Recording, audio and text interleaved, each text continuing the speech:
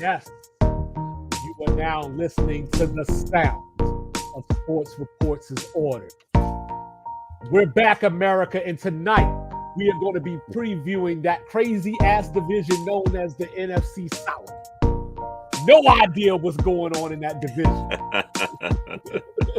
But do me a favor, like, review, subscribe, hit the notification bell, join the fam, all that cool stuff. I got with me. Born in Texas, raised in VA, representing New Jerusalem. And the one thing that you must remember is do not bring feelings to a fact fight. Don't do it. He goes by the name of Mr. Logic. You're Down here in the Alamo, we got your unorthodox statistician going left so much you thought I was Southbound. Tell Shakur Stevenson to watch me. Tell Jake Paul to watch out for me. 2-5 is in the building. I'm in your ears, I'm on your screen. Let's get this thing started with Get It Off My Chest. Now. So, yeah. So I did a video on this a little while ago, kind of the same topic, but I'm going to go somewhere different with it.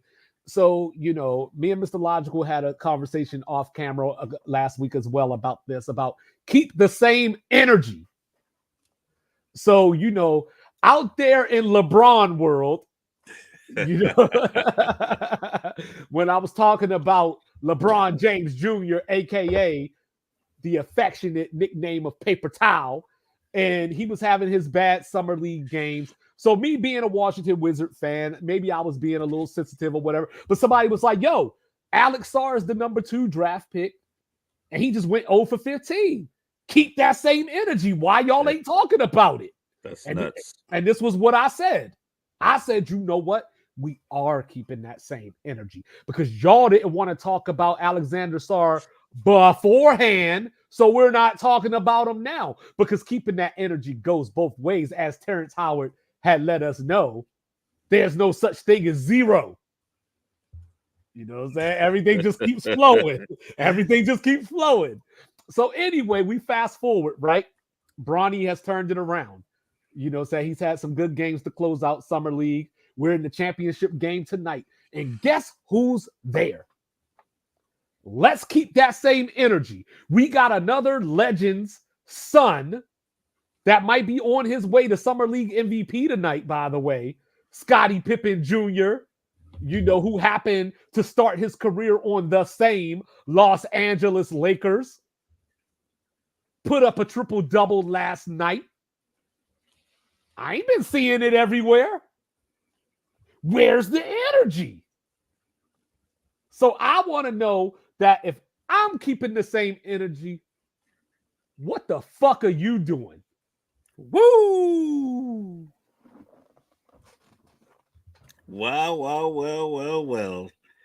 Mr. 2-5 said it best, and it transitioned right into mine. Might get off my chest.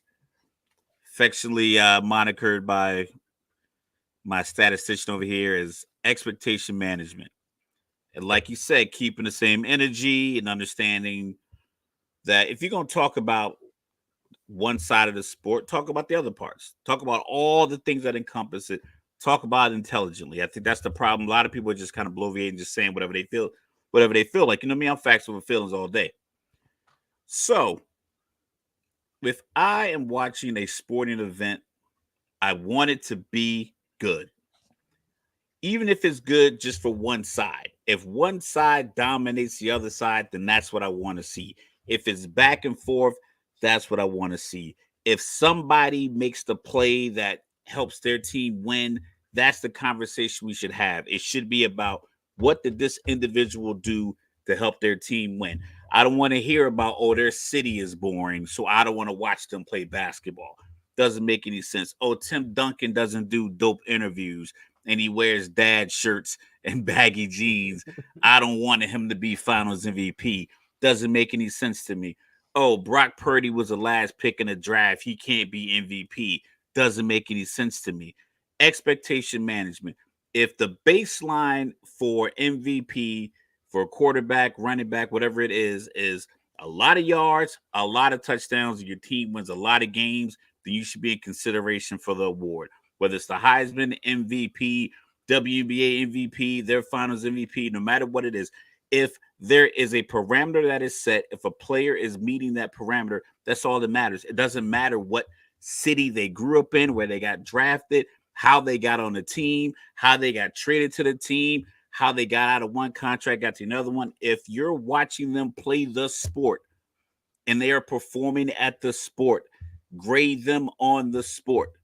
LeBron James basically took over the final minutes of the last two games for USA. They probably shouldn't have been in close games, but they haven't only been playing together for a couple of weeks. Don't bring up shit that he did in Cleveland.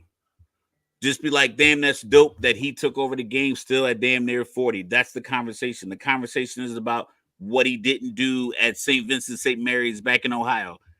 If Brock Purdy is going to get paid because he's going to perform like an MVP, let him get paid. If Milwaukee and Phoenix are in the finals again, don't say you don't want to watch it, because last time Phoenix was up 2-0 with Chris Paul, a legend, on his way to his ring. And then the guy who was two-time MVP came back and said, watch this, won 4 straight, dropped a 50-piece, and went like 19 for 20 from the free throw line.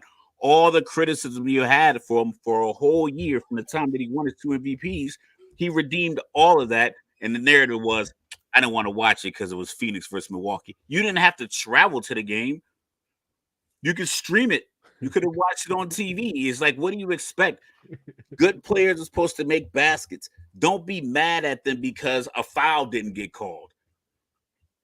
Good quarterbacks make good throws. Don't be mad because the DB slipped. That's not the quarterback's fault. He made the throw. Like, it's, you guys complain about the shit being scripted, and then when it's an unorthodox meeting at the end, oh, Denver is born. I don't want to see Denver versus Miami. Miami earned their way to the NBA Finals last year. Denver earned their way. Jokic, 6'11", slow, unathletic, point center. We ain't seen that shit before. Triple doubles, Finals MVP. That's something you should applaud. You shouldn't be like, Kobe would have done it better. Like, that has nothing to do with fucking Kobe. That's nothing to do with Kobe would have shot 38% doing that shit. Hell yeah. It's like, yo, realistically, like you said, keep the same energy. Enjoy the goddamn sport. Watch the shows and have good conversation about the sport. Stop trying to make it look like your fantasy. No one gives a fuck about your fantasy. Whatever plays out, plays out.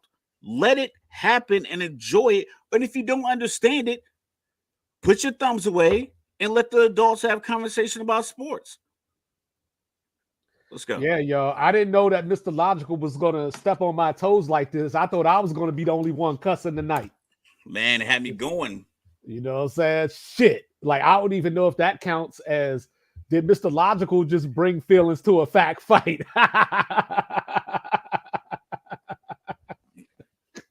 Yo, telling you, man, like the best of us, I guess. Yo, I just be getting amped, especially in these breaks between the shows. It's like, I can't wait to talk to Mike on Monday. But, you know, that leads us into the wild, wild South. So, you got the Tampa Bay Buccaneers as the defending champions of the NFC South. You know, Correct. Started off 4-7 last year, finished 5-1 down the stretch, including that all-time 9-0 thriller over the Carolina Panthers, who, to Mr. Logical's surprise, I am not picking to finish last in this division. Ooh. Oh yeah, I'm perplexed. Yeah. I'm gobsmacked. He's perplexed. But we'll get to that in a little bit, because on this show we talk about the winners first. So, you know, I'm going with the Atlanta Falcons to win this division. It might sound familiar to last year, but last year I didn't know that Desmond Ridder had half a brain. He's got like that worm thing going on that happened to RFK Jr. in his head. And he's shy. His self-esteem is low. He doesn't want to actually throw the football as a quarterback. Now, Atlanta has a guy that last time we saw him, now he is coming off an injury. Correct. But the last time we saw him, he was leading the league in touchdowns. He was second in passing yards. And Atlanta still went and drafted another quarterback anyway. So, Mr. Logical, do you agree with me? And I'm going to step out the way on this one because this is your squad. You know what I'm saying? Do you agree with me that the Falcons are going to win the South? No. Plain and simple, no. Oh. And the reason I say no is when you look at the teams that consistently win with, coaching, like a coach retires and they still win, a player goes down and they still win, offensive and defensive coordinators get hired to be head coaches or coordinators for other teams and they still win. It's because they have an identity that everybody can understand. And I use an Air Force reference. I remember when I was in basic training, like our first week of basic training at TI, as a training instructor, the guys with the drill hats sat us down and it was like, listen, all of you it was like 58 of us or so. It's like 58 of you in this room. All of you doing various jobs for the Air Force. Some of you going to be cops, some of you going to be maintenance, some of you guys going to be a photographer, whatever the case may be. I can't bring all the elements of your job into this dorm and see if you can figure it out. But we can get 58 of you 3 pairs of underwear, 3 pairs of socks, 3 pair of these socks, 3 t-shirts, 4 uniforms, and see, can you follow the rules that we give you to put this together and put it in your locker? Because if you can't do that, I don't want you in my Air Force. You can get the hell out. So, but it was a standard. So if you walked around my dorm, everyone's stuff was set up the same. Our beds were made the same. Our shoes were aligned the same. It was the standards of expectation. If someone got recycled into our dorm, they still had the same expectation. The Falcons don't have a defensive identity, and they don't have players that fit it either. Like whatever they're trying to do. Okay. Offensively, you drafted you paid a quarterback, and then you draft another guy 8th overall, and then you spend the whole post draft period trying to convince us that it's a good move, but we don't want him to have to play. Mm-hmm. So then how the hell is it a good move? It's like you're literally drafting someone that you don't want to have to produce for you, because that means either the guy you paid a lot of money to came up short or got injured and you still got to give him a lot of money, or that you just got so overwhelmed with the talent that you had to bring this guy in, but now you're still paying a backup, a guy to hold the clipboard, $100 million guaranteed in 45 over 4 years. So when you think about the Ravens, if you see the Ravens draft a guy, it could be in the second round, but it's like 6'5", 265 outside linebacker, can put his hand in the dirt or play in space. You're like, that makes sense. That's what the Ravens don't need that, but that's the kind of player they would have. So if someone does go down, they can bring this guy in and he just, just plug and play. Atlanta never does it. The last 4 draft picks between Drake London, Kyle Pitts, Drake London, Bijan Robinson, Michael Penix Jr. They drafted 4 offensive players that they didn't need. They didn't need Pitts at 4. You probably could have traded down, got some pieces for him. Maybe, I don't know if anyone else really wanted Pitts at 4, but maybe you trade down to 8, get a couple more picks, and still, build something. Drake London, they didn't need to get. They drafted Bijan Robinson after Patterson and Algier both went over 1,000 yards. And then he drafted quarterback after you signed another one. So your identity is drafting luxury offensive pieces and hope that they can outscore. But then you had a coach over the last 3 years. Atlanta probably didn't they scored over 30 points like 4 times in the 3 years that Arthur Smith was the head coach, even though they drafted offensive players in the first top 10 3 years in a row. So their identity is, let's not do it a smart way. Let's do it a frustrating way and hope it works out. So the good news is Arthur Smith is gone. Enter Raheem Morris, who you could have hired before and you didn't. Who was an interim coach for the Falcons before, after Dan Quinn got let go. Once again, you're making moves that don't make any sense. And you hope it just works out because these guys are likable. And I get it. I'm not trying to dump all of it, as black head coach and the black GM, considering like that number isn't a lot. But in the same sense, you still have to perform and do your job well. And so far, I don't think Terry Fortner has done a good job with his draft picks. for instance, they drafted a defensive tackle coming off of ACL from Clemson, and then the All-American defensive Hey, tackle with the you took very my next pick. line. I was about to say that. Like, come on, like the very next pick, the All-American, and they Johnny traded Newton. up. They They went in traded up to get to that pick, and Washington. they didn't take the All-American defensive tackle, who is like 4 inches taller Hey, and to be 40 pounds fair, heavier. to be fair, my Commanders drafted Johnny Newton, and he had a surgery right after we drafted him. So to be fair, you know, maybe the Falcons knew something that you didn't know. I don't know. But, you know, when I look at this division, the problem is I don't know what to make of anyone. So like, you know, let's talk about Tampa for a second. You know, you've heard me. We got into a little argument a couple of weeks ago because I said, yo, the Milwaukee Bucks haven't done anything. Like Philadelphia's tooling up around you. You know, Boston's paying their players. The Knicks are tooling up around you. And you're like, but I'm going to get Gary Trent Jr. You know what I mean? I'm going to go do this, whatever, blah, blah, blah. You know, and that's how I look at Tampa right now as the reigning defending champion of the NFC South, is that they're pretty much running it back. Now, I know they went out and got Dane Jackson from Buffalo. I think that's a downgrade from Carlton Davis, who's now in Detroit. You know, Levante David's 34. You know, Mike Evans is another year older. So while he's still having 1,000-yard seasons, speaking of 1,000-yard seasons, you ready for this one, Mr. Logical? I'm hearing it. When was and who was the last time and person that ran for 1,000 yards for the Tampa Bay Buccaneers? Work done sometime in the mid 2000s. Damn, bro, not that long ago. Listen, some teams have droughts. I just figured it was one of those crazy Martin. kind of drought. It was Doug Martin in the muscle hamster. Yeah, the muscle hamster. 2015. So we're heading into year 10 without Tampa Bay having an 1,000-yard rusher. It's like 77. It's like at 17 games, I think it's like 72 yards a game or something. And I love Rashad White. I like him a lot, but for whatever reason, it's just not happening. You know, I don't know how good of a coach Todd Bowles is. I know last year was a good season, and partially that was due to his defense and things. It ended weird though with the not using the timeouts. It's just right. It ended a little weird in that playoff game. Yeah, right. And you know, they did draft Jalen McMillan out of Washington, who I like a lot. I like all those Washington Husky receivers, if you haven't noticed.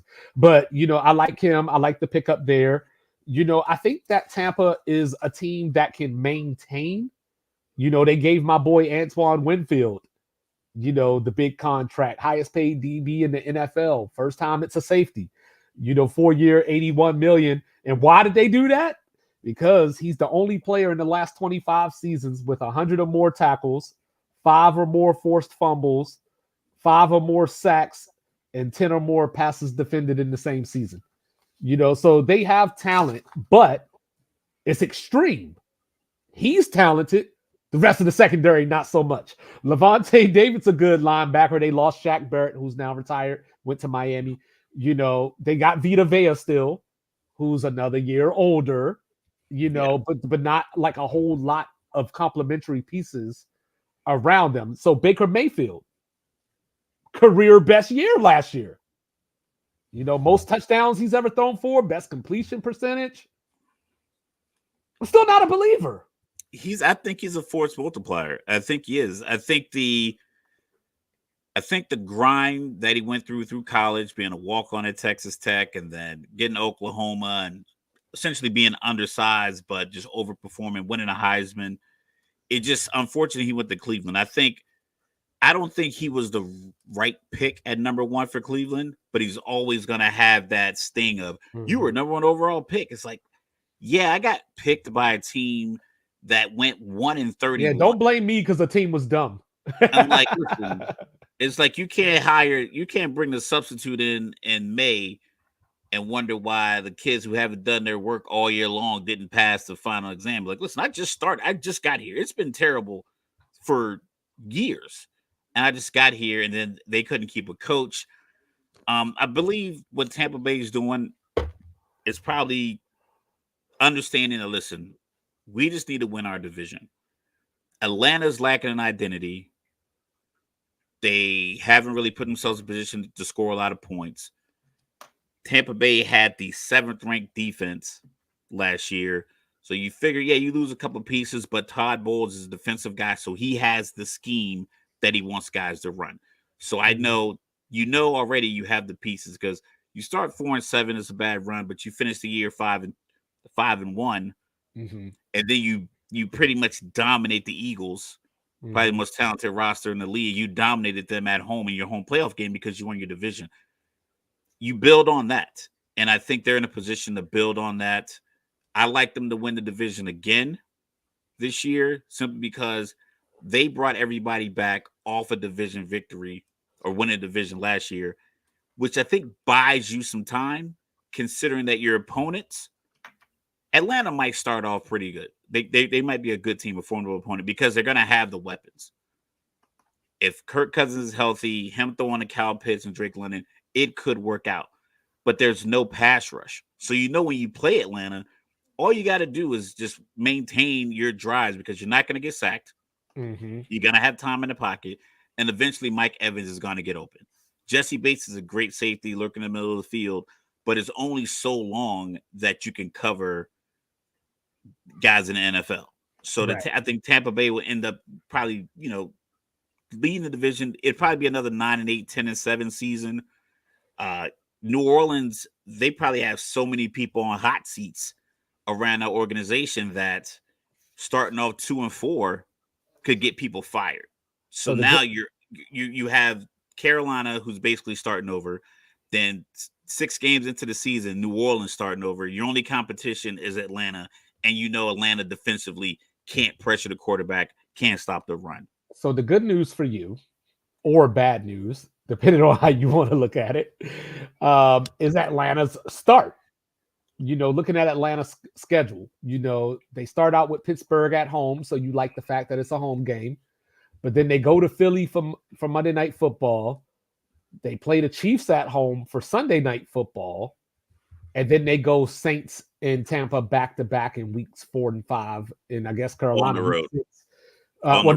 Both of those are at home. And then Carolina's on the road in week 6. So 3 losses. So they're going to be 0-3 going into their first division game. 0-3. So they're going to beat Pittsburgh. They're going to beat Philly, or they're going to beat Kansas City. They're going to beat Pittsburgh. So TJ Watt isn't going to have a field day with the McGarrett, like the right tackle who can't block the sun. TJ Watt can have a game. I'm still I'm supposed to rely on Russell Wilson all of a sudden. He can't block the sun with an umbrella. Like, am I supposed to respect Russell Wilson now? I mean, he's gonna have plenty of time. He's still an NFL quarterback. He's like, that's what I'm saying. Atlanta, like, as a fan, I watched all the games. They have no pass rush. They don't sign free agent defensive ends. They get defensive tackles. They had Calais Campbell. He's gone. Replaced him with a guy who came off NCL, so he's a rookie. They have no pass rush at all. I don't care how good your offense is or how, on the opposite side, how bad your quarterback is.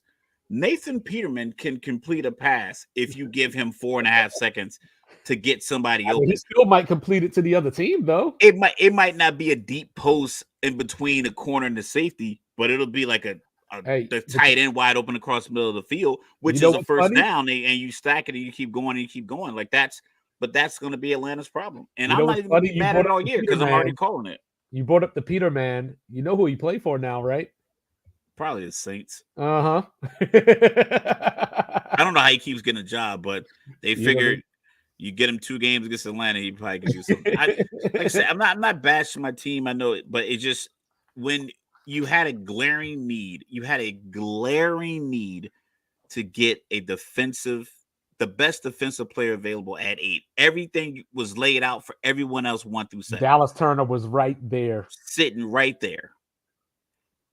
Even the call that, like, we saw on the call that Chicago made to try to move from 9 to 8, they were going to give Atlanta an extra 4th round pick. Mm-hmm. And they were like, nah, like, Chicago's not moving up to 8 to take Penix when they just took Caleb 1, nor would they move up to 8 to make another deal with another team in that 5-minute window that you're on the clock. So it just was like, that just let me further know, like, okay, this team, I'm not even gonna be mad all year long. I'm just gonna expect it. Yeah, so Atlanta brought in Zach Robinson as the offensive coordinator. They brought him over from the Rams along with Raheem Morris. Head coach was the defensive coordinator over there. They brought in Jimmy Lake from the Rams as defensive coordinator. And I don't know if you remember Jimmy Lake. Do you remember Jimmy Lake? I imagine he didn't do something favorable. So, for those of you that are not in the know, Jimmy Lake was the head coach of the Washington Huskies before Kalen DeBoer came along. He replaced Chris Peterson, of Boise State fame. So there you go. He's sandwiched in between the two great coaches, right? And he gets suspended because on a kickoff return against Oregon, his player runs out of bounds. They're jawing at each other.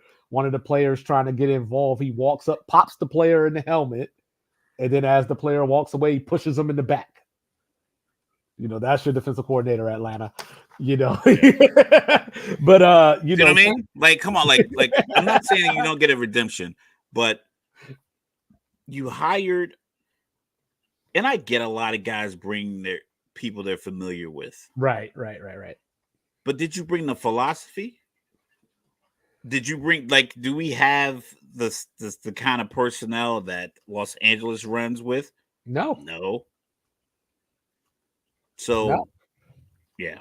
So Tampa brought in Randy Gregory. They brought in the often injury prone Sterling Shepard, from New York Giant fame. They did bring in Jordan Whitehead. I like that move a lot, from the Jets. But let's move on now. I'm gonna jump around a bit. Let's talk about the team that I'm picking last in this division. So you're picking New Orleans last. I am picking New Orleans last. You know why? Because New Orleans ain't shit. No, for real. All right, so so check it out. Like Jameis Winston was a better quarterback last year than Derek Carr was. Jameis Winston is in Cleveland now. Alvin Kamara missed some games last season because he had his drama going on and everything. I think he's out of New Orleans after this season and maybe by the trade deadline. As I look at New Orleans, they drafted Kool-Aid McKinstry, to get Marcus Lattimore some help. But I'm not so sure Marcus Lattimore is going to finish the year in New Orleans. I see this team as going nowhere fast. Their head coach has been on the hot seat since the day he took the job. I don't see anything. So Kamara's good. Olave's good. Michael Thomas is gone now. They drafted Kendre Miller last year. They brought in Jamal Williams from Detroit last year, who coming into New Orleans led the league in red zone touchdowns.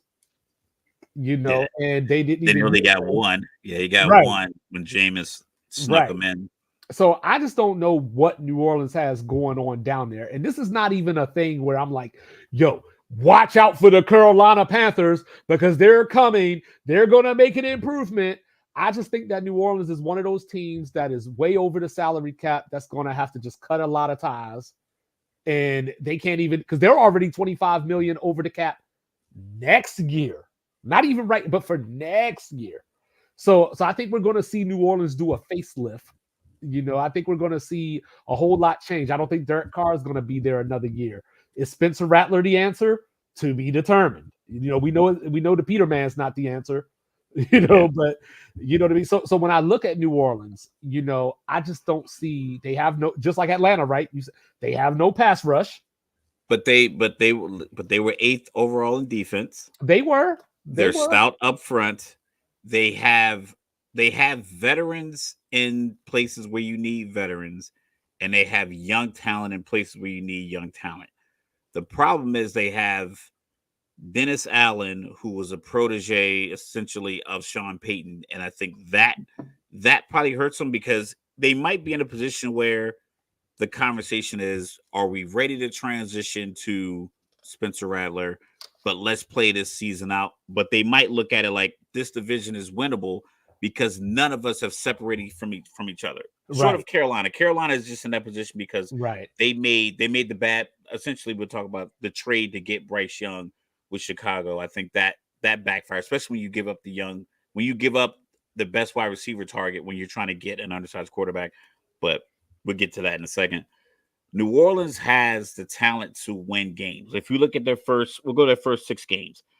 They got Carolina, at Dallas, home with Philly, at Atlanta, at KC, home for Tampa Bay. So that's their first They're 6 not winning games. a lot of that. They could go 3-3 out of They that. could go Is not 2-4. unrealistic. 3-3 with maybe with Tampa Bay. Tampa Bay might be there. That'll be the toss-up game. But they'll probably go into that game 2-3. They'll have a couple of good victories over Carolina, probably be, double-digit victories. And then the game against Atlanta might be tough because it's at Atlanta. But yeah, if they end up 1-5 after that run, yeah, I think some things could change. But after that, you got Denver, Los Angeles, and Carolina again. That's 3 wins with a veteran splitting with report. Carolina. They're not splitting with Carolina. They're Carolina doesn't splitting with have the Carolina. talent. Carolina does not have 10 points worth of talent on their team. It's not about that. It's about they got to score points. You got to score points. That's what I'm saying. We'll get to Carolina in a second. Don't be trying to jump the gun. Yeah. New Orleans has enough. They have enough veteran talent on the team. Granted, some of these guys are older, but they're still out there playing. That's going to get them points. 21 to 24 points is you can pretty much book him for that. Derek Carr is a good. If he stops screaming at everybody after every play, if he kind of tones that down, because if you look at it, they're not a championship contender. And he probably thought maybe when they got this contract, you look around, you thought, and you kind of realize, you know what, we're just a team it's baby steps. Let's have a good practice today. Let's have a good practice week. All right, let's have a good practice next week. Let's have a good joint practice with the Texans or wherever we have. Let's have a good preseason game. Let's build on this. Let's just build first downs versus some teams who have championship aspirations, and from week 1, every single thing is being evaluated against championship. I don't think New Orleans has that, and maybe without that expectation, maybe Carr will be a little bit loose. Like I said, just having veterans on that organization have been there for a while. I think that gives them the edge over Carolina. And of course, the other part of that is he has to stay healthy. Yeah, just stay up. Don't scramble. Protect them. 30 to 34 passes a game. Keep it simple. Run the ball. Give it to Kamara. Check it down. Just do the same shit that Drew Brees was doing. And hey, they did, to the Saints' credit, they did get my guy, Bub Means. I talked about him prior to the draft as one of my sleepers. 6'1", 216, ran a 4.43. So putting him across from Olave could reap some rewards if Derek Carr can put it together. They have a new offensive coordinator, Clint Kubiak, who was the passing game coordinator in San Francisco and Denver the last few years. Football legacy. He was an offensive coordinator once for a year in 2021 in Minnesota. They were 11th in points per game that year, and they had the least 3 and outs in the league that year. So you're starting from somewhere good potentially. So, that's a feather in your cap potentially. But I just think that the Saints are on the verge of falling apart. Like, not from the standpoint of they're going to go 1-16 or something like that. But they would have to go they'd have to go 4-13 to not. I got them 5-12 to lose. I got them 5-12. So that means you got Carolina getting 6 wins, or you got them 5-12 and split. Yeah, I got 5. Yeah, I got it. Yeah, I got them splitting. Yeah. Yeah, I don't know. I don't know how. But so this is. Let me look at the schedule. I'm trying. So this is the problem with the division. Like like you said, right? Like in your expectation, you're thinking that the winner of the division could potentially be another 9-8 team, maybe 10-7 is best case scenario. 10-7 is best case scenario. No one's going 11-6 out of this division. So from that standpoint, right? When I look at, how can I word this? So when I look at units, You know what I mean? Like, what are the best and worst units in this division? So, like Atlanta, everything being equal and healthy, Atlanta has the best quarterback. Atlanta has the best running back potentially. Atlanta has the best wide receiving core, even though the Saints may have the best, or I'm sorry, Tampa has the best wide receiver in Mike Evans, just based off of production and all that kind of stuff. I was going to make an argument for Chris Olave, but I don't need to get into the weeds on that. You know what I mean? Like, when I look at the offensive lines in this division, that's pretty even across the board, I believe. I look at defensive line. Maybe you make an argument for Tampa having the best defensive line in the division. And I think New Orleans, Cam Jordan up front. I think they're just more stout. I think their identity is kind of based off the best player they have on the line. Atlanta, you got Grady Jarrett, is undersized defensive tackle that they try to move around, but it's only so much he can do when you have him inside taking on double teams, and then you try to move him outside. And he's not like exceptional, like in his height or anything like that. He's just really good with his technique. But you can neutralize that if no one else is getting pressure up the middle if you put him to the outside. Mm-hmm. The Saints, they get pressure up the middle. I think their defensive backfield, I believe Honey Badger's still there. Yeah, and they brought in Kool-Aid. So they still got Lattimore. So that's what I'm saying. So like they have playmakers on the back end, and they have pressure up front. A lot of times that's the difference when your division is what it is. Like, if you think about the AFC South, that Houston went 10-7, but if Indy won that game last year, they would have been 10-7 and would have won the division. So like that. So it looks like 10 wins is like it's crazy, but really it could boil down to that week 18 in division game. Who's going to get to that 10th win? Mm-hmm. And I mean, and as much as, looking back at last year, we talked about Tampa starting out 4-7, finishing 5-1. They had that 9-0 win against Carolina in the end. If they lose that game, if I remember correctly, Atlanta wins the division. Atlanta was getting torched by New Orleans. I know. So New Orleans would have won the division. So New Orleans did finish 4-1 last year, to their credit. But those 4 wins were Carolina. You give the credit for Tampa, Atlanta, and the Giants. You know what I mean? Who they have in their final stretch this year? They got Tampa Bay, Washington, and the Giants. And Cleveland by November, who knows if Deshaun is still playing. Shout out to my man, Lawrence Peterson. Matter of fact, just made Master Sergeant get a round of applause. Congratulations, one of my trainers when I got here. So, yeah, I appreciate the support. But, that's the drawback is Bijan Robinson is a good back.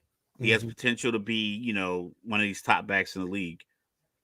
But he needs space to operate. And I think they're going to fall in love with what he does to the point last year. I remember the first game, I was probably texting you. Bijan Robinson had 6 targets in the first half in week 1. And Drake London and Kyle Pitts had 1 each. And it's like, I think they just fall in love with like this. They're enamored with what he can do. But nothing was happening.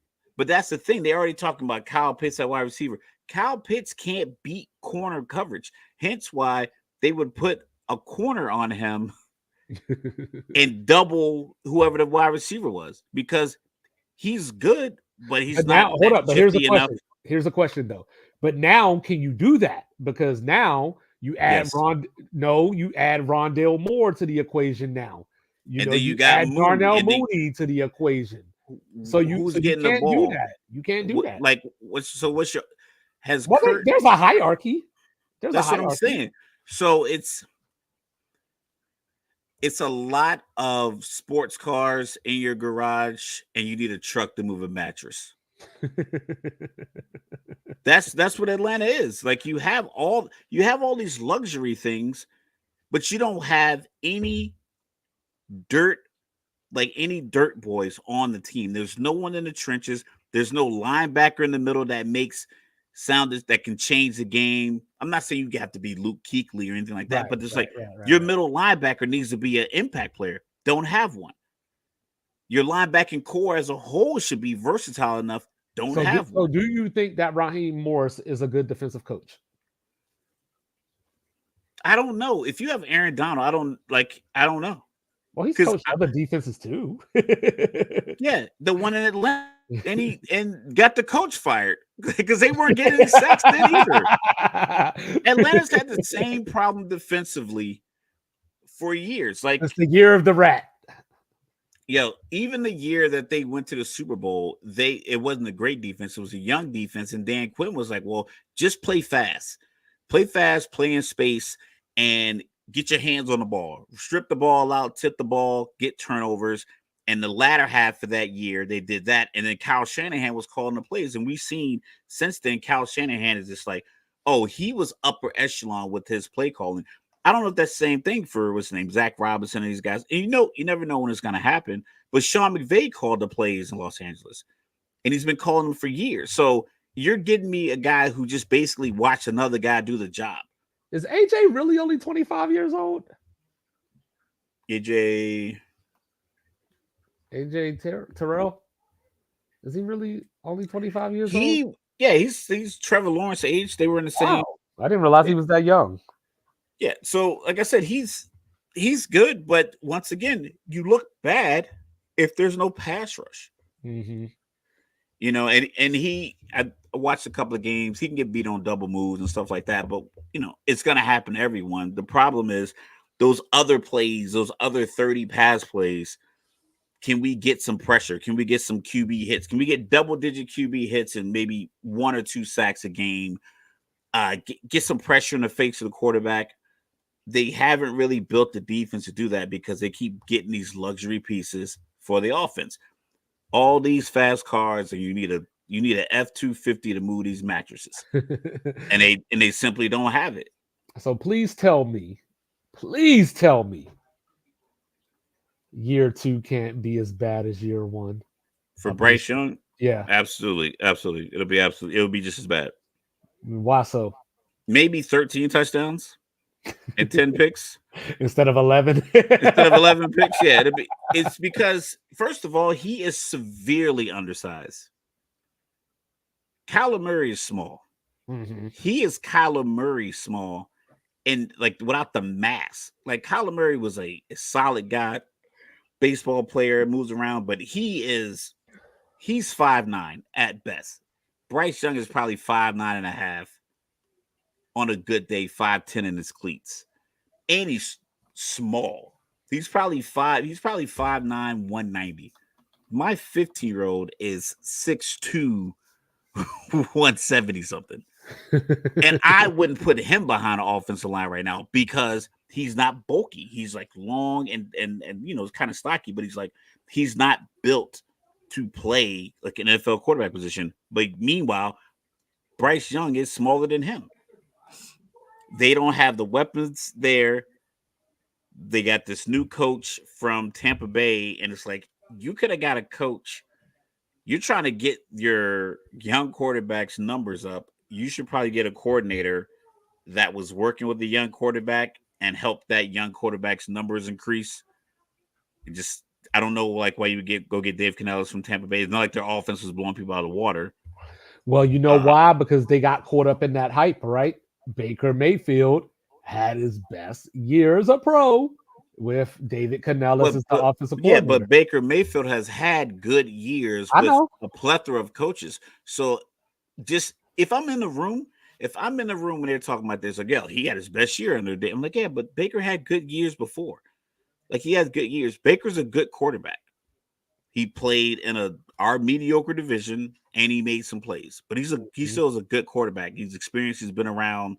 Maybe had a chip on his shoulder, but he also had targets. He had like 6'5" Mike Evans go get anything in his vicinity. Chris Godwin, he has targets there. What do you have in? You got Leggett, Deontay Johnson, who just flat out given up on live balls in Pittsburgh in game, fumbles, literally gave up on plays multiple times throughout the game. I'm surprised Mike Tomlin didn't cut him after I forgot what game it was, but I know he just gave up on the fumble. Like it's live happening. He just was walking. And then you got Adam Thielen. I just don't think you have the weapons. You don't have the weapons for me as a defensive coordinator, any one of the teams in their schedule. Hold on, I'm pull up their schedule. I'm So saying you know how they say that when you got two quarterbacks, you don't have one. So what do you have? Correct. What do you have when you got like 5 running backs? Like, so I'm trying to figure out, is Miles Sanders even going to make this roster? They went and drafted Jonathan Brooks from Texas, coming off the ACL. ACL. So They you went, figure he's not playing until October, they, November. If they you're safe. they went out and picked up Rashad Penny, another injury-prone but talented back. They still have Chuba Hubbard. They still have Raheem Blackshear. And then you add Jonathan Brooks to that. So, so This team hasn't done anything that's going to say they're going to be better than 3-14. Like, let's be like the owner. First of all, the owner is a damn psychopath. He's hands-on. He has no idea what he's doing. He's just rich. When he walked into the restaurant and took that guy's hat off his head because they had the sign up saying, let the GM make the picks. Like, you're a billionaire and you actually stopped your car to go into a restaurant and accost a man while he's at work at a restaurant. So he's probably getting paid less than minimum wage and then working on tips because he has an opinion about how you drafted. You're terrible. Like, whoever made the decision to give up all those pieces for Bryce Young was a bad move. It will not work. And this year, where are you seeing 5 wins? I will tell you. So I got them splitting with New Orleans. I got them splitting with one of Atlanta or Tampa. Cap. Not Cap. I got them beating the Giants. Nope. They just gonna lose I'm to gonna say, everybody. They just gonna lose to everybody. Yo, they could legit be the number 1 pick next year at, let's say, I'll give you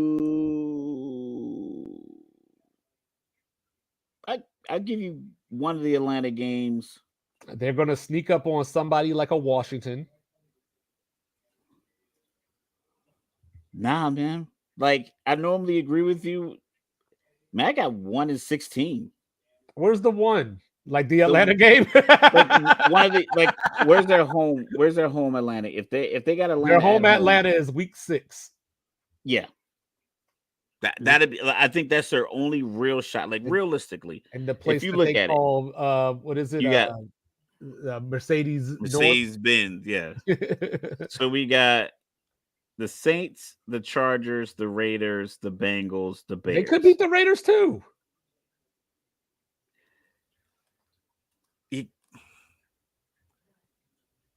Like, look, I know that most of us where they're gonna get their points well because we like Antonio Pierce. No. I'm not concerned about that. Where does Carolina get the playmaking? Starts at the quarterback position. Him making the decision to get the ball to another playmaker. Who is that person when it gets snapped out of shotgun? Because he's short, they're probably gonna do a lot out of shotgun. When it gets to Bryce Young's hand, who does he get the ball to that then turns it into a big play? Leggett. Consistently enough to get points. Okay, rookie wide receivers normally don't do that well because they have to learn the nuance of, like, how do I get open? Because they're so used to being 2 yards open and they're in college. And now you're a half a yard open. Rookie of the year 2 years ago. I'm not saying like they're not good, but that's exactly what you just said. No, I said they have to get used to it. But in order to get used to it, you need a veteran quarterback that helps you with that piece. Either the veteran wide receiver that helps the young quarterback, or it's rare that you get the CJ Stroud Tank Dell connection. Mm-hmm. That's not common. So we can agree to that. Yeah, we can agree to that. So right now you got Bryce Young, who's basically on an extended first year, second tier. Like, it's not really like a second year because they didn't really have anything part of that to build on. Part of that is, I think that with a year under his belt And I'm not saying that like Bryce Young is going to take this Pro Bowl leap or anything like that. Like I started off this conversation. You know what I mean? It can't be as bad as last year. There has to be That's what some I'm. But improvement. the fact that you even think that is like, it probably is.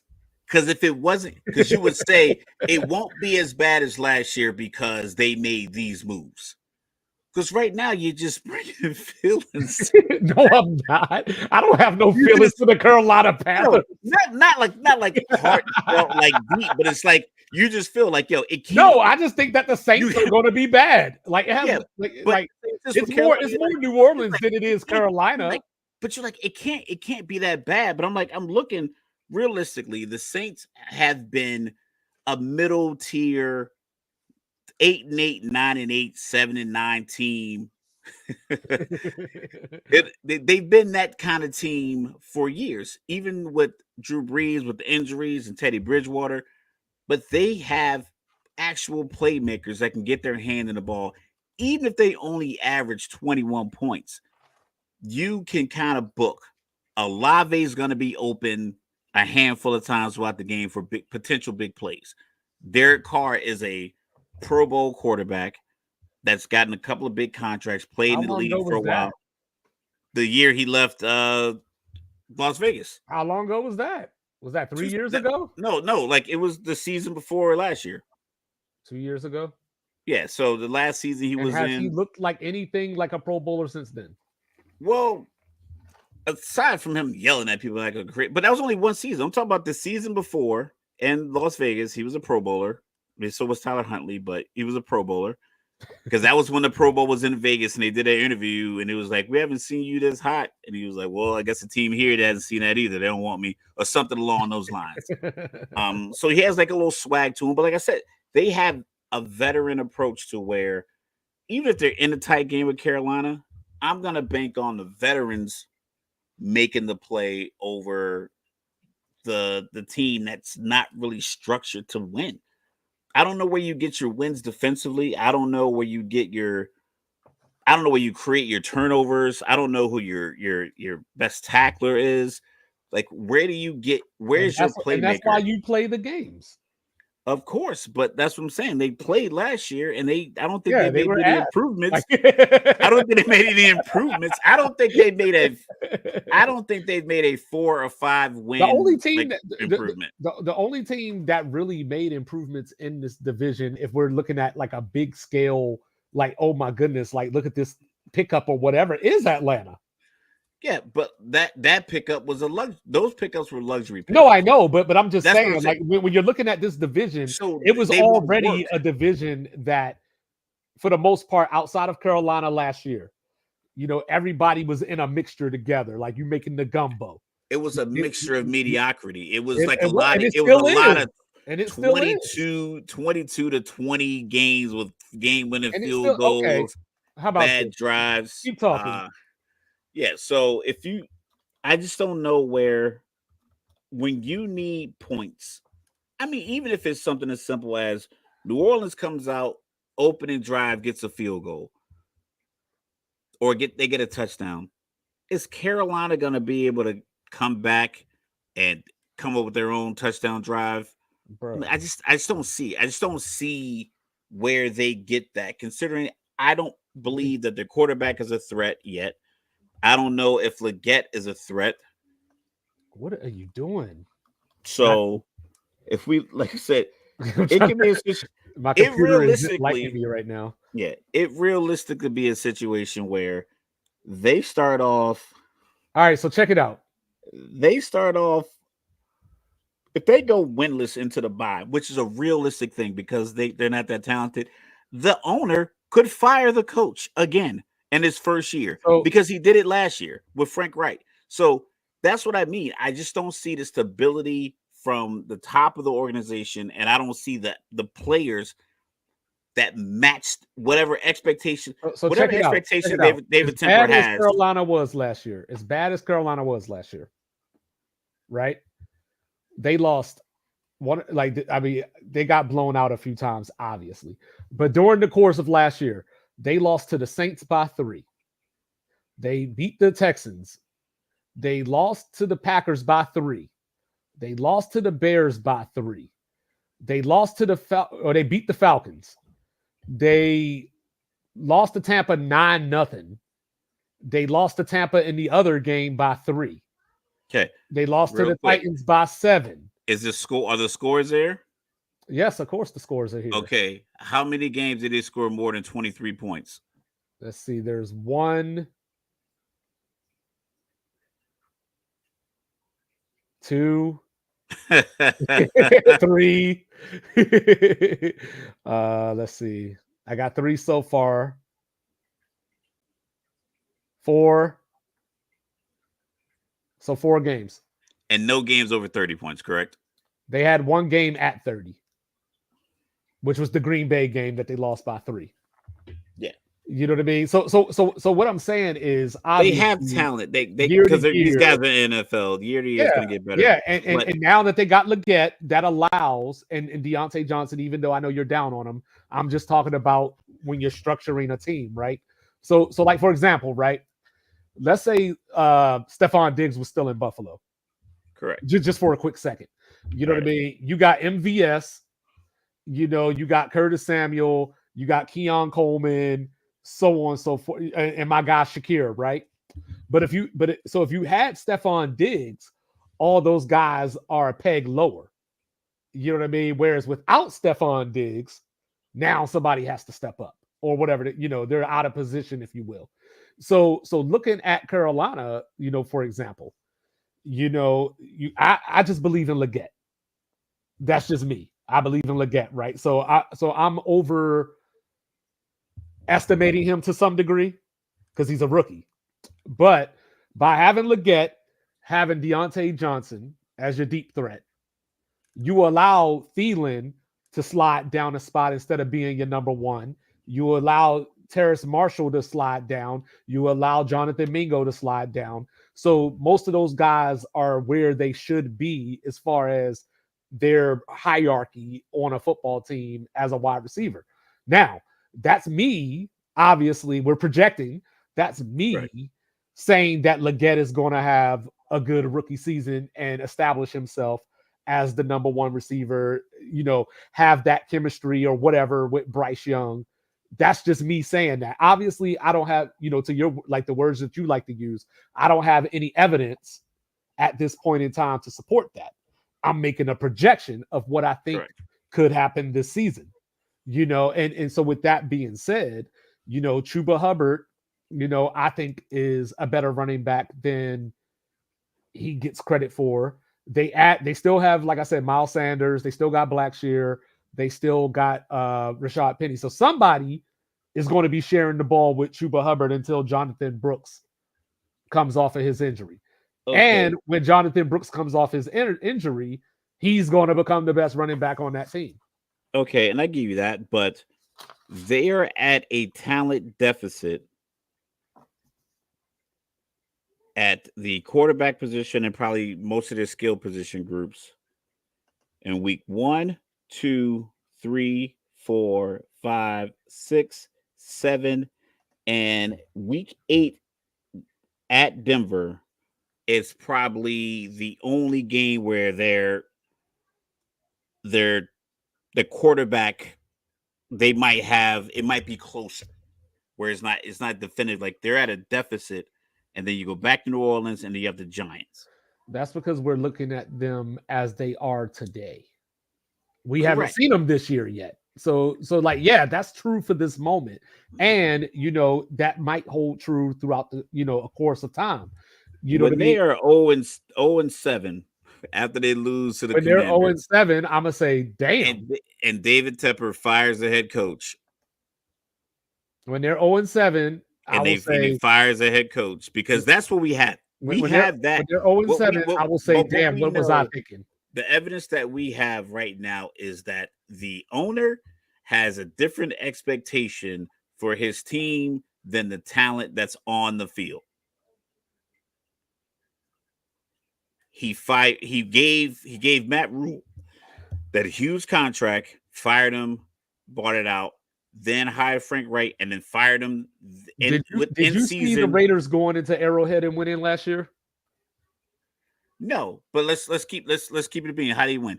They got Don't two. matter. Don't They got matter. two A win is a defensive win. touchdowns. They got 2 defensive touchdowns in a matter of 6 A seconds. win is a win. And their quarterback didn't complete a pass the whole second half. A win is a win. Not. But that's not a formula that translates multiple times throughout the year. This like happens throughout the course. We saw Buffalo. What was it? New England beat Buffalo by throwing 3 passes in a game. But they ran like the ball this is the 48 NFL, times. bro. Like but that's what I'm saying. That one like, I'm thing not happens, talking about, but that's not something that gets extrapolated and happens often. To where like every once in a while, every year, a team just happens to get a couple of touchdowns, but the quarterback doesn't complete a pass in the second half. I'm not talking about Troy going to Ohio State.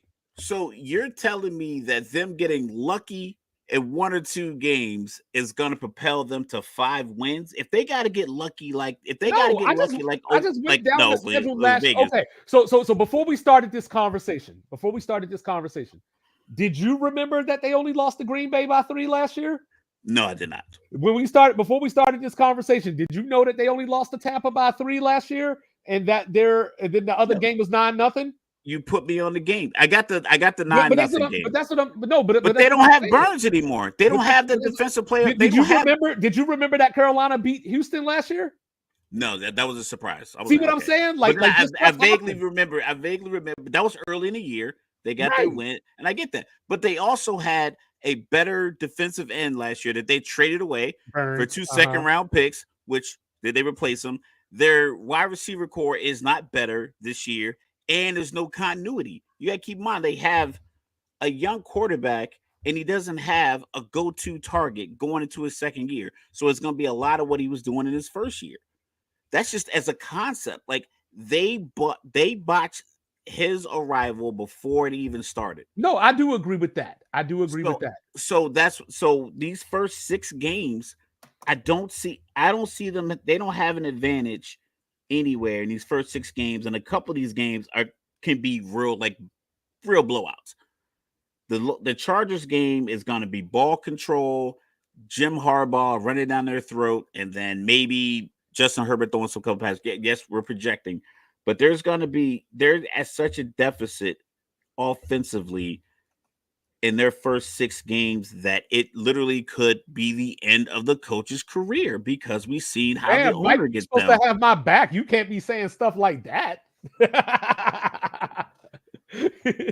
Adam Thielen ain't Adam Thielen no more, though. Like, you know what I mean? He's not your red zone guy. He's not your Mike. It's like he's not your threat. He's not the guy that's going to get you over the hump in your second year. No, that's going to be. Like I said, this is just my projection. I think we're probably the only people who've ever had a 20-minute conversation on the Carolina Panthers outside the state of Carolina. And that's why you gotta like and subscribe to Sports Reports as Order. That's why you gotta watch this show, because we did the same thing we were talking about Tennessee a few weeks ago.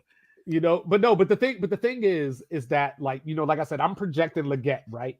Like, if nothing else, I know, like I said, I know how you feel about Deontay Johnson, but what Deontay Johnson provided he's got a fresh start and whatever. If he gets 12 targets a game and he gets over 100 yards. But the point being is that he adds an element to Carolina's offense that they didn't have last year. You know what I mean? Like, just his skill set. He drops the ball a lot. He has a poor attitude. So he does Ridley, and we was all like riding him and blazing him last year. No, who? Everybody. Man, hyperbole. Yeah, the dude got suspended for gambling on games, and then it was glazing. Before that, he walked out on Atlanta like, I got mental health situation, which is fine. Like, I get it, you got to do that, but then he left and he gets suspended. And he goes to Jacksonville. I was trying to hold my hand there so I could look gangster. So he had props. She fucking it up, bro. I was trying to look gangster, getting my wine. You know what I'm saying? She trying to get up in the but yeah. No, like I said, I think he's a talent, but there is a narrative surrounding wide receivers when they don't get the ball. I predict a lot of 3 and outs. Like, if I got receiver playing in the background. Jimmy Garoppolo was a good quarterback, but his inability to get the ball to Devontae Adams in space where he wasn't getting crushed or hitting him when he was wide open led to him getting benched. Can I call you a good quarterback if you can't get Devontae Adams the ball? That's what I'm saying. So it's like it as a wide receiver, you're coming off jams, you're running across the middle, you're getting hit, you're getting tugged on. and you're just running these routes, not getting the ball, and it's 3 and out. Because I'm 8 men in the box against Carolina all game long, and I'm daring Bryce to beat me. And I think every team can do that. I don't think there's a threat on the team on the offensive side of the ball. So it's like, I don't know how you get 5 wins when I can't pick out any threats that you like as a defensive coordinator. I'm coming into week 1, New Orleans defensive coordinator. You think he's losing any sleep on anybody on Okay, Carolina? so like I said, what threats do Denver have that makes this sound so unlikely? No. I said, yeah, Denver's their first. I think that's because that'll The be Giants. 7. That'll be 7 games. So like I said, they're I have them, NFL, whatever happens. But Right, they could be 0-7 They going could to be, that Denver game. And if Bo Nix is starting, or they could be 1-6. Or Caleb Williams could start off slow, and they could beat Chicago week 5. Or But I think Caleb Williams has more weapons. So even if he starts off slow, he does. I think if he starts off slow, but he has the weapons to say, you know what, we'll just dumb it down. We just dumb it down. We dumb it down because we could just get like the Kansas City Chiefs did. Kansas City Chiefs didn't have a bunch of dynamic receivers. So instead of throwing like a bunch of deep routes, they're like, okay, we'll dumb it down. Patrick, just dink and dunk. Just get the ball out of your hand.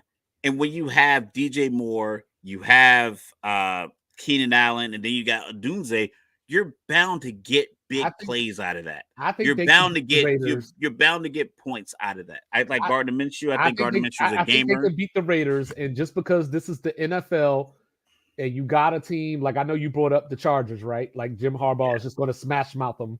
You know what I mean? Like they still got to fly across the country, for that game. They're going to lose. They're obviously going to get their brains blown out against Cincinnati. Sorry for the imagery. I've been listening to Eminem. Saying they're going to, said of course they're going to, like we said, you even admitted they might split with Atlanta. Washington is not this, like we have an idea of what we think Washington could be as far as being an improved team, but we haven't seen that either. But I think they split with the Saints. The defensive front for Washington, is that going to put pressure on a 5'10" quarterback? Just that alone. That it could, but maybe you have a good quarterback coach. A head coach now that is known as a good quarterback coach. And I'm not saying that Bryce Young is all of a sudden going to turn into this Pro Bowler or this special player or whatever. But he's going to throw more than fucking 11 touchdowns. I think we need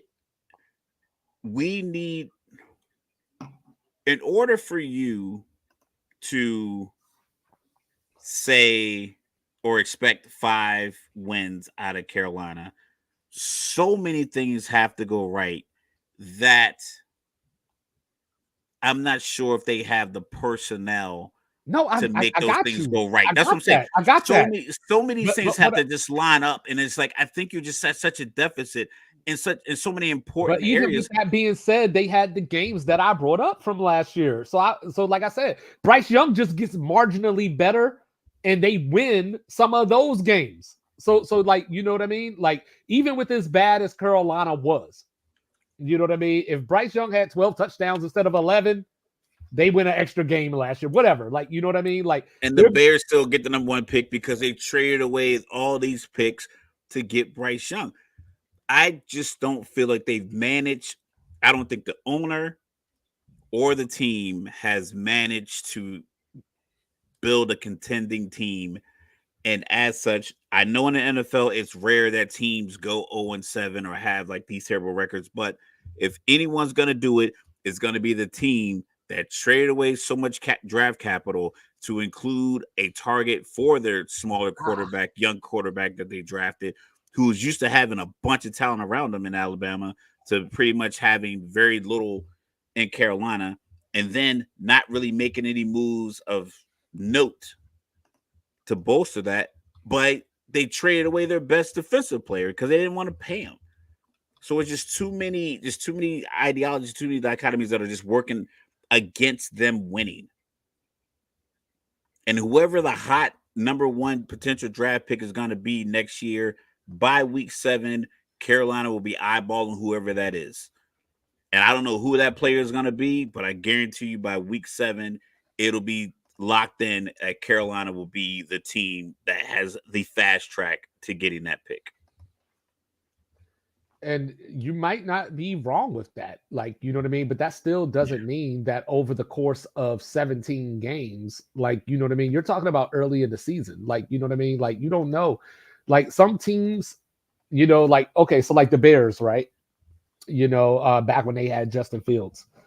Oh, that was just last year. But Last you year, know, yeah. I know what you mean. but you know, like before last year, I mean, you know what I mean? They were out here losing games and they didn't have any talent. You know, we've seen teams like Justin Fields he was holding on to the ball too long. he was. That was something that you could look at the film, you look at the games, be like, yo, that ball should have come out already, or throw it out of bounds so you don't take that hit. So we can look at that and say, this is why Chicago was struggling. And then he was hurt for a little bit, and they brought in like Tyson Banagert or something like that. And he was like working the system, but he just didn't have the talent to get them wins. He looked well, he was throwing great passes, but every once in a while he would throw a bad pick because he's just young and inexperienced. So every once in a while he threw a bad pick. And then Chicago finally leaned on their talent, made a trade at the deadline, got some defensive help in there, and leaned on that. Washington has defensive talent. And then I think even something else we forgot to mention, New Orleans, I think they signed Chase Young. New Orleans did sign Chase Young. So if he's somebody with a low motor, and like I said, you have to be optimistic or hopeful, which is what I was doing with Deontay Johnson. But Deontay Johnson has poor attitude on display for everyone to see. It's different than Chase Young doesn't play. He played well in the Super Bowl. I think he almost got a sack. I mean, yeah, it was the Super Bowl. San Francisco benched him because he wasn't playing well. He wasn't playing hard on the way to the Super Bowl.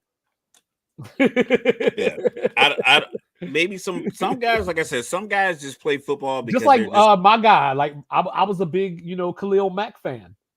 You know what I mean? Like he just doesn't play hard all the time. I think Khalil Mack plays hard. I just think he gets double. Think he does. I think that he takes. I've seen him hook a right tackle with one arm and sling him. Some guys might not love it, especially guys that got enough money, you paid your taxes, you got enough little cash, and you just might just play football because you've always been big, and you fall out of love with it, which is fine. Excuse me. But just the functionality of how Carolina seems to be running their business from just the outside looking in, it just doesn't seem like it's an environment conducive to victories, even though they're close and they had some good wins. And if he throws 13 touchdowns instead of 11, maybe they squeeze in a couple of the wins. I'm not seeing where they made real improvement other than just the construct of you drafted a talented rookie and your quarterback is going into his second year. You started over with the coaching staff, philosophy. You still have the same owner. You don't have it's Deontay Johnson he's a good pickup if you are Buffalo. And you have an established quarterback that can get him the ball. If he would have gone to Houston with CJ Stroud, a young quarterback, or if he would have gone to Indianapolis, I would have been a little bit more optimistic about it because you can do other things. We talked about Tua in the AFC East. Tua, if you're going to be a wide receiver that signs to Miami and you're going to be successful, you got to be fast. Because Tua you can't just be like a great route runner and get open deep late over the middle. You got to be open quick because Tua has to get the ball to you quick.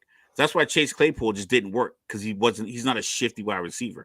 I think a guy like Devontae Adams would work with Tua because he's so shifty off the line. Cooper Kupp, shifty off the line.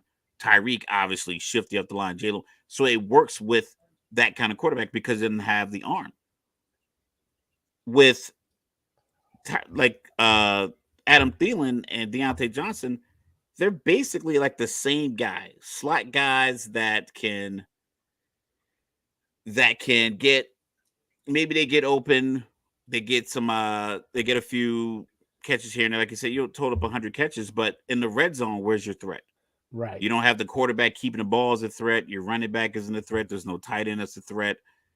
And, like, it's just like when it condenses like that, he can't see everything. So like that's probably why you lose games by 3, because you can't get into the end zone. So Carolina does have that, what Mike just mentioned in the comments.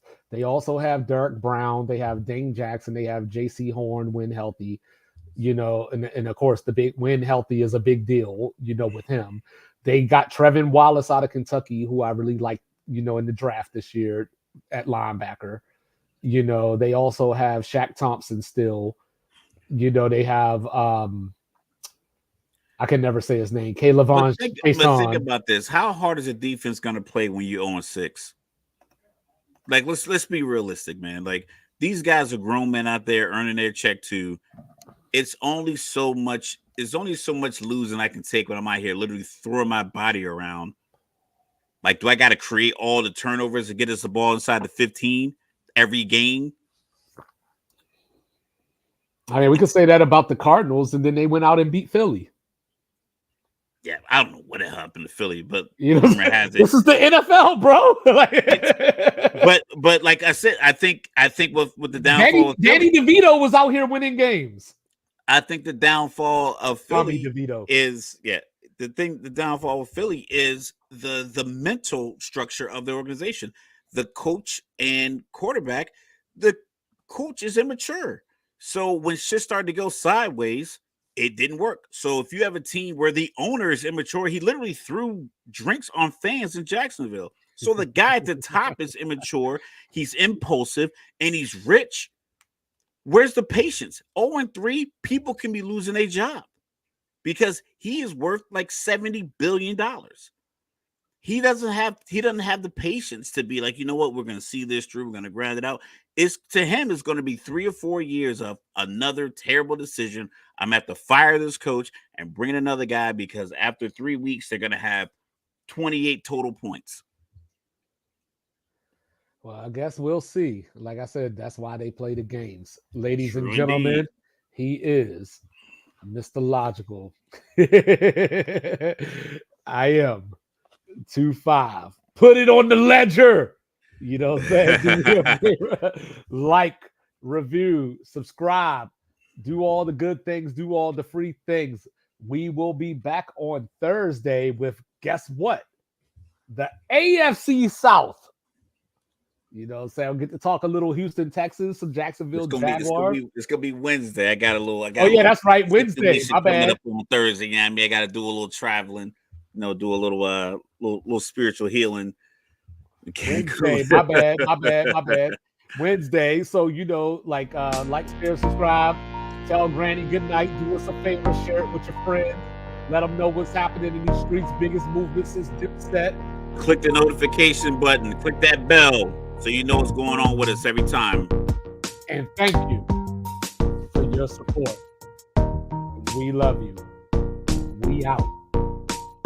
Peace.